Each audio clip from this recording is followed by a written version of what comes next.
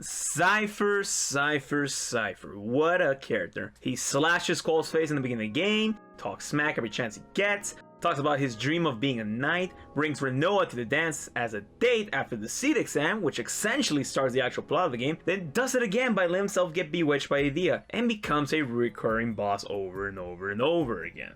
Like, look at this. He's holding his main weapon like that because he saw it in a movie. In fact, he does a lot of things because how much he likes this terrible B movie. But anyways, as you can guess by the title and thumbnail, the reason I'm elaborating on Seifer is because despite him being an antagonist for the majority of the game, he was once a playable companion for at least 10 to 15 minutes in the early game during the seed mission to Galam, alongside Squall and Cell. Your group, with Seifer as the squad leader, were tasked with guarding the perimeter of this town center until further orders arrived.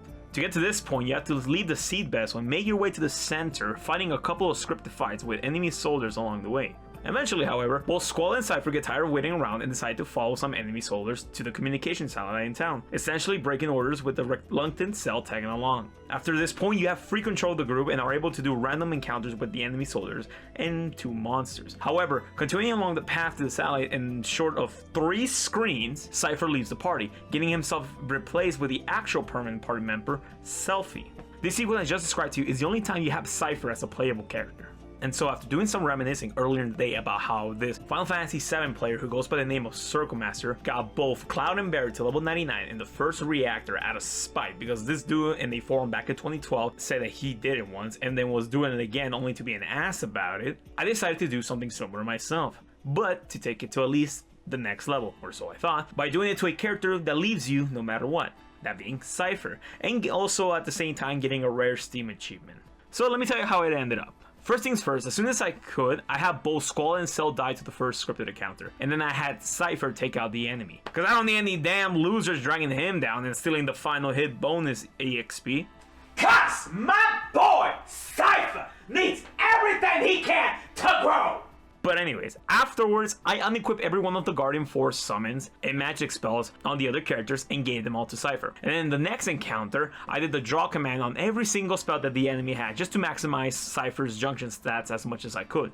And I also pretty much did that to every single spell that I had access to at this point and then came across later. I went through this little cutscene and then began grinding by going back and forth in the last screen before Seifer leaves the group. At least personally, because I felt like this area had a higher likelihood of spawning a fight with 2 giant snake enemies that actually give you a hefty amount of EXP. And that's pretty much the main strategy here.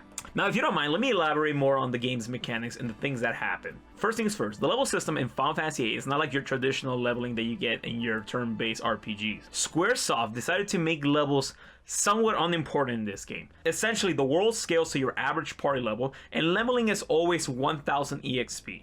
Now, you're probably wondering, why did they do that? Well, basically, the main reason for this is to promote the use of the junction system. The junction system allows you to allocate magic spells to your stats to get higher numbers. It essentially has 3 things to it. The more of a spell, the better. The stronger the spell, the better. And finally, allocating the spell to the right stat. Because, for example, while putting something like Firaga on your HP gives you a lot, healing spells like Kuraga give you even more. The same is true if you add an offensive spell to your attack stat, haste to your speed stat, and then buff spells to your defense. And because of this, it's actually a strat for experienced players to just run away from most battle encounters and to pretty much just do grinding on a non-traditional way of just getting more cards and playing the card minigame so that you can use one of your GF summons abilities to turn those cards into magic and items. And because of this, there's even an achievement about it. So yeah, eventually, however, the enemies will get stronger in their attack, defense, and health, and their magic spells and whatnot. So let me tell you how it starts. About 40 minutes into this run, I got Seifer from level 9 to 12, and then I accidentally died to these snakes. Because, you know, I was kind of playing it like kind of fast and loose here. The snakes kind of hit really fast at this point, but I was trying to kill them with melee attacks to maximize the bonus EXP. From what I noticed, killing them any other way doesn't give you the EXP. And as you can see right here, I did try to heal myself, but the snake got to me with a crit. And so for the next 40 minutes, I ended up repeating all my actions, drawing all the magic spells to 100, moving all the summons to Siphon, and doing all those scripted sequences again. I should also note that a little side thing that I'm doing at the same time is leveling up every ability that my GFs can learn by first focusing on the modification skills. The reason I did that was because I thought I would be able to at least get stronger spells for my stats much faster. However, all that just kind of becomes a huge waste of time. Because when I first started this challenge, I generally thought that the world level was solely tied to Squall's level, not the party's. So by the time I reached level 36 with Seifer, all the enemies started showing their mid-level spells, and early on when Seifer was about level 16 to 17, I unlocked the mid-level magic refined ability from my Quetzalcoatl. And what that essentially made was that 5 of my low-level spells could turn into 1 of my mid-level spells. So 100 cures turned into 20 kudas. And I did that to every single spell, thinking this was the only way for me to get these stronger spells at this early stage of the game. And so I grinded everything, spending about an unnecessary hour just focusing on drawing and refining. And to be honest, looking back, there was no real reason for me to do any of this, because I didn't actually need any of the extra strength or any of the extra HP, since I was already one-shotting most enemies, and I didn't use any of the magic spells that I grinded all on the enemy. If I needed to use a magic spell, I'll just kind of use the cast command on them.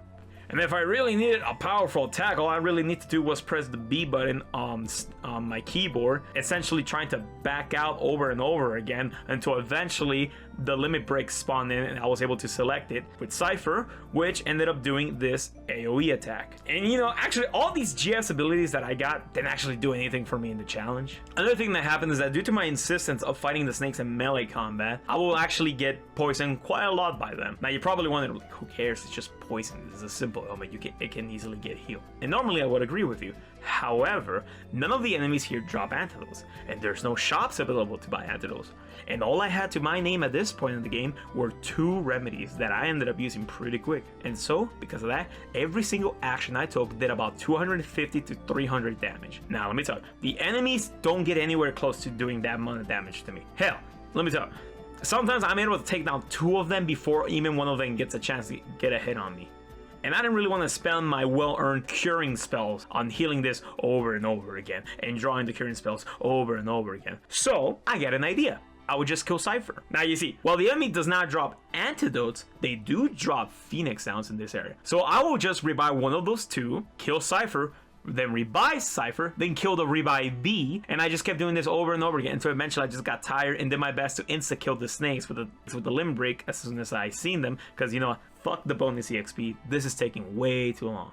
And so that was the plan of action. Every now and then I will run back to the entrance to save, then run back, collect the silent spell from this draw point, and then keep grinding all the way until I got to level 60, which is about 8 hours into the run, where the enemies now started spawning in with a 3rd high level spells. And then I spent some time drawing them out and equipping them.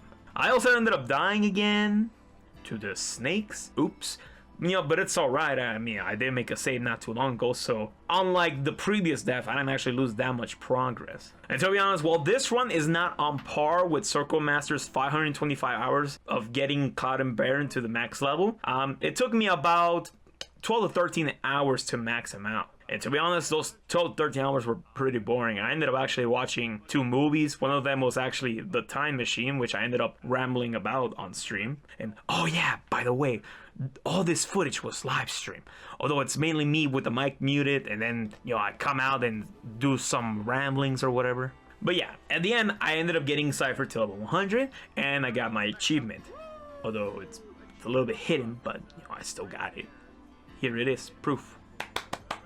And so yeah, 12 to 13 hours doing this only for him to leave me seconds later. But anyways guys, thanks for watching. I hope you guys enjoy yourselves and you guys have a good one. Bye.